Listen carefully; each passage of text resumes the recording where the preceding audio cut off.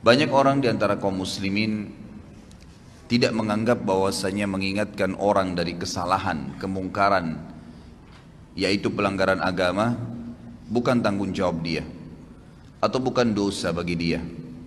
Sehingga pada saat ada orang yang tidak sholat, dilihat depan matanya, ada orang yang berbuat zina, ada orang yang berbuat apa saja kemungkaran, dia menganggap itu adalah bukan urusan dia. Begitu pula pada saat seseorang melihat orang lain tidak mengerjakan kebaikan dan dia tahu itu adalah kebaikan, perintah dari Allah, apalagi kalau sifatnya wajib. Jadi terkadang ada kemungkaran itu yang sifatnya sendirian dia. Misal ada seseorang memberikan informasi kepada kita, kalau si fulan ini nggak sholat misalnya, lalu kita pergi meluruskan kesalahan dia, itu berarti cuma ingkar mungkar. Ada kejadian yang lain, mungkin kita hanya menyuruh kepada ma'ruf saja, menyuruh kepada kebaikan saja. Seperti misalnya saya lagi ceramah begini, ini cuman mengingatkan kalau pas ada satu perintah agama yang saya sampaikan, maka itu berarti menyuruh kepada kebaikan. Tapi ada hal yang bersatu keduanya, dan yang cenderung kepada dosa besar adalah ketiga-tiganya tentunya. Yang bersatu misal ada orang yang tidak sholat, maka kita pungkirin, kenapa enggak sholat akhi, kenapa enggak sholat ukhti, itu namanya ingkar mungkar. Lalu kemudian kita ikutkan dengan perintah ma'ruf. Misal kita mengatakan sholat itu kan wajib, Allah yang wajibkan, berarti itu menyeru kepada kebaikan. Ini gabungan antara keduanya, gabungan antara keduanya. Jadi semua ketiga contoh tadi itu masuk dalam kriteria dosa besar yang kalau orang tidak melakukannya. Yang lebih fokus lagi kata ulama adalah masalah yang ketiga, yang digabungkan. Saya rincikan dulu. Kalau yang mungkar saja tadi, misal saya dilaporkan oleh seseorang, si fulan nggak sholat, si fulan niat mau berzina, si fulan niat mau kerja di tempat riba, tolong Ustadz nasihatin. Saya lalu datang dan menasehatinya. Ini ingkar mungkar saja, ingkar mungkar saja. Nah ini kalau diminta kepada saya untuk meluruskannya, maka wajib saya harus bisa meluruskan. Kalau saya tidak luruskan, saya dosa besar, karena saya membiarkan orang terjerumus dalam perbuatan dosa besar itu. Tapi kalau yang sedang dia lakukan dosa kecil dan saya tidak luruskan, saya tidak ingatkan, berarti saya termasuk melakukan dosa kecil. Kalau menyeru kepada kebaikan, misal kayak ceramah seperti ini, maka ini lebih cenderung kepada hukumnya sunnah. Kecuali memang ada satu kasus terjadi, seperti contoh besok Natal misalnya. Lalu saya tahu ada kaum muslimin yang melakukan perbuatan ikut-ikutan. Lalu saya tidak luruskan, saya tahu itu. Saya tidak coba menyampaikan yang ma'ruf, gitu kan. Maka berarti perintah agama memerintahkan agar kita merayakan Idul Fitri Idul Adha dan tidak ada hari raya yang lain, mengingatkan kepada ma'ruf. Saya tidak ingatkan, maka saya berdosa besar. Tapi kalau umum saja penyampaian ceramah itu hukumnya sunnah saja kalau dia sampaikan secara umum, gitu kan. Kemudian ada yang gabungan antara ingkar mungkar dan ambil ma'ruf tadi. Seseorang yang sedang tidak sholat di hadapan kita, lalu kita ingatkan, luruskan, lalu sekaligus kita sebutkan fadilah daripada ibadah itu, berarti menggabungkan keduanya. Lebih cenderung Imam Az-Zahabi mengatakan semua masuk dalam kriteria dosa, tapi ada rincian tadi. Cuman kalau digabungkan keduanya, ini sudah jelas dosa besar, mutlak, tidak ada lagi pendapat lain. Misal ada orang depan mata kita jelas-jelas berbuat kesalahan pelanggaran agama, ya, maka di sini wajib bagi kita untuk memungkirinya. Kalau tidak, dan sekaligus menggabungkan dengan ma'ruf, ya, diingatkan. Jadi jangan sampai teman-teman cuma bilang orang lagi berzina, jangan kamu zina, haram dalam agama. Itu nggak cukup. Itu cuma ingkar mungkar.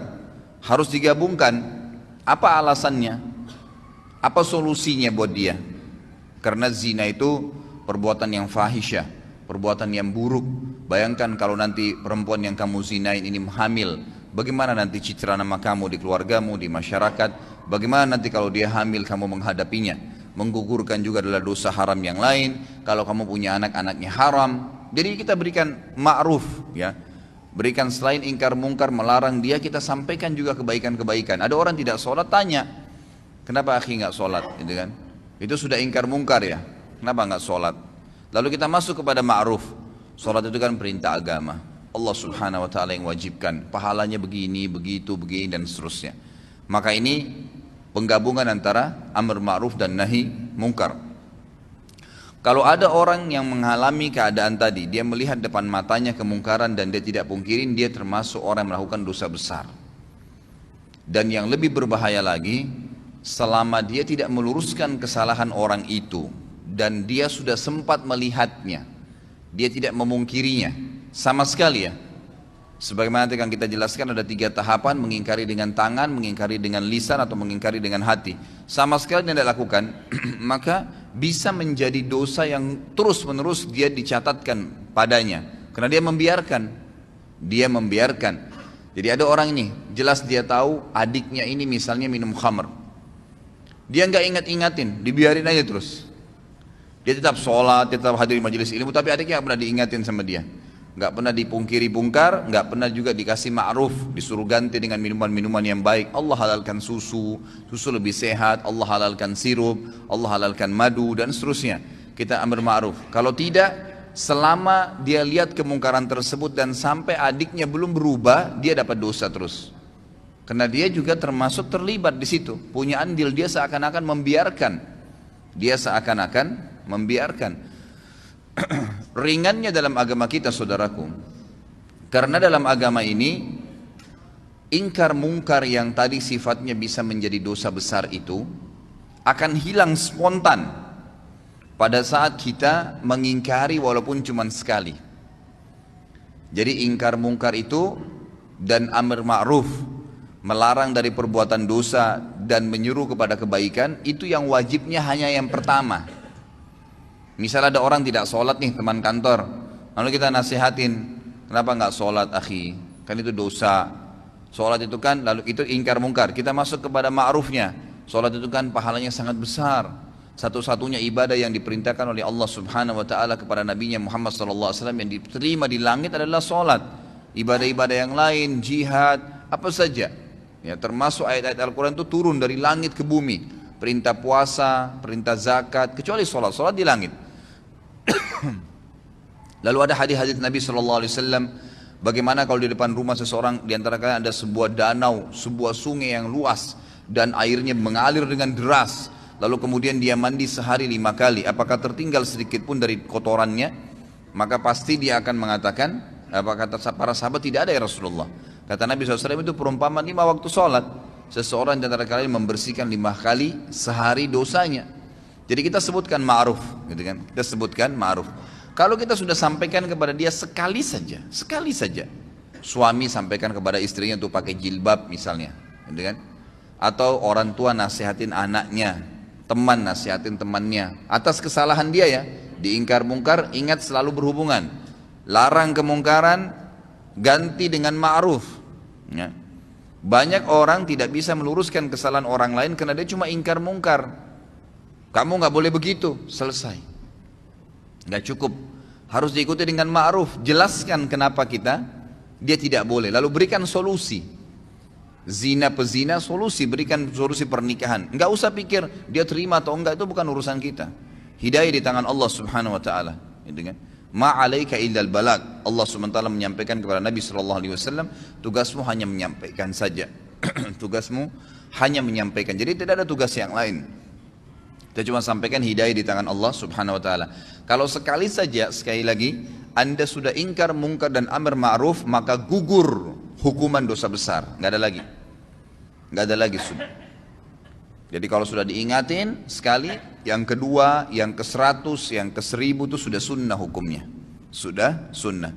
Suami akan lepas dari tanggung jawab terhadap istrinya yang tidak mau pakai jilbab kalau dia sudah ingatkan jilbab itu haram kalau kamu memperlihatkan aurat kamu. Ingkar mungkar dan ambil ma'ruf.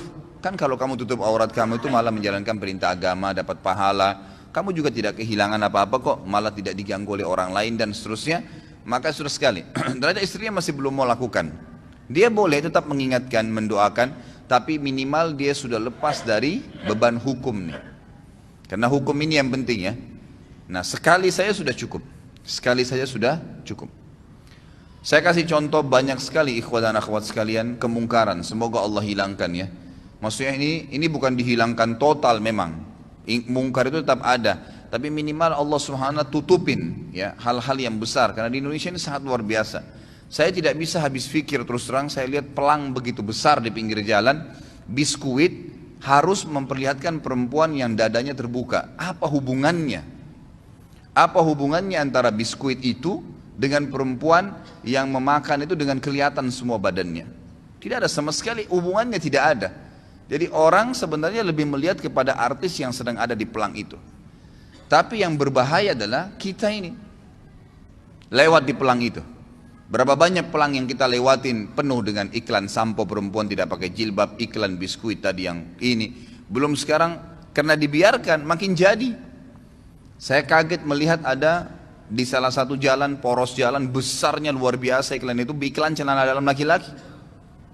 Dan laki-laki itu betul-betul dikasih gambar hanya pakai celana dalam. Ini luar biasa ini. Ya, semoga Allah berikan hidayah ya. Ini negara kita berbahaya sekali kalau kita biarkan terus begini ya. Jadi ini tidak boleh. Ya, harus ada batasan gitu kan. Mungkin seorang laki-laki ini pun kalau ya seorang laki-laki tampil dan memang di sebelahnya ada dus celana dalamnya, orang sudah paham. Oh iya, ini sudah ada. Jadi kalau misalnya diberikan iklan sesuatu, itu pun kalau digambar yang terpapar itu kan secara syar'i memang tidak boleh ya. Nah, tidak boleh memang. Kalaupun orang mau lihat yang paling kecilnya, mungkin seorang laki-laki di sebelahnya ada dus celana dalam, mungkin gitu kan. Tapi kalau ditampilkan tanpa baju, tanpa celana panjang, cuma celana dalam, lalu besar pelangnya, setiap perempuan yang lewat situ melihatnya, setiap laki-laki yang lewat melihatnya, itu kan itu mungkar. Maka wajib Anda pungkirin ya, wajib dipungkirin, tidak boleh dibiarin. Kalau dibiarin dosa besar tuh. Dan kalau kita tidak pungkirin, lihat konsekuensinya, selama pelang itu ada kita dapat dosanya, karena semua orang yang lewat wajib pungkir.